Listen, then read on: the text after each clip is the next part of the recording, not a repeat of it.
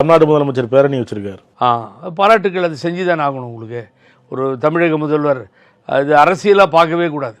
இது ஏதோ மத்திய அரசு பண்ணிச்சு, பிரதம மந்திரி பண்ணிட்டாரு, முதலமைச்சர் பண்ணிட்டார், அதெல்லாம் இல்லை.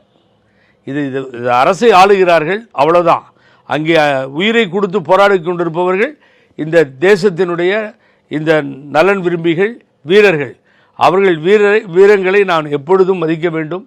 அதற்கு இணையாக எதுவுமே இல்லை என்பதைத்தான் நாம் பார்க்க வேண்டும். ஈவினிங் அவர் ஒரு ப்ரொசஷன் எடுத்திருக்காரு இங்கே முதலமைச்சர், தப்பு இல்லை. ஆதரவு தரோன்னு எடுக்கிற இப்போ இந்த நேரத்தில் ஆதரவு கரவை தான் நீட்டணும். நீங்கள் பார்த்தீங்கன்னா எதிர்க்கட்சி தலைவர் ராகுல் காந்தி அவர்கள் கூட மிக அழகாக இந்த நேரத்தில் நாங்கள் எதையும் சொல்ல விரும்பவில்லை, ஃபுல்லாக நாங்கள் சப்போர்ட் பண்ணுறோம் கவர்மெண்ட்டுக்கு, மோடி என்ன வேணாலும் பண்ணலாம், நாங்கள் ஒன்றும் இதில் போய் பேச முடியாதுன்ட்டார். அந்த கூட்டத்திற்கு ஆல் பார்ட்டி மீட்டிங்கு திரு மோடி வரவில்லை. திரு மல்லிகார்ஜுன கர்கே அவர்கள் மிக தெளிவாக வந்திருக்கணும், வரல, இந்த நேரத்தில் நாங்கள் எந்த பிரச்சனையும் பண்ண விரும்பலைன்னு சொல்லிட்டாங்க.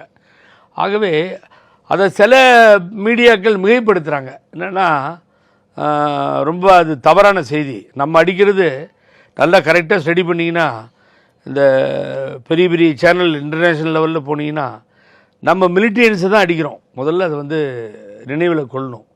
அந்த பாகிஸ்தான் சார்ந்த அந்த பார்டரில் இருக்கவங்கள தான் குறி வச்சு அடிச்சிட்டு இருக்குமே தவிர, அங்கே உள்ளே சுட்டுட்டோம், மக்கள் செத்துட்டோம், அதெல்லாம் வந்து உயிர் தான். ஆகவே நம்ம எண்ணங்கள் அதெல்லாம் மத்திய அரசு அதை சொல்லலை, டிஃபென்ஸ் மினிஸ்ட்ரியும் அதை சொல்லலை.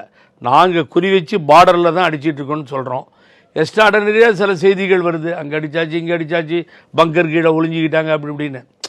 அதல்ல அடிக்கணும்னு முடிவு பண்ணால் அப்புறம் அப்போ நடந்த வார் தான் திருப்பி இப்பயும் நடக்கும். ஆகவே அந்த வார் வந்து தொடர ஆரம்பிச்சிடும்.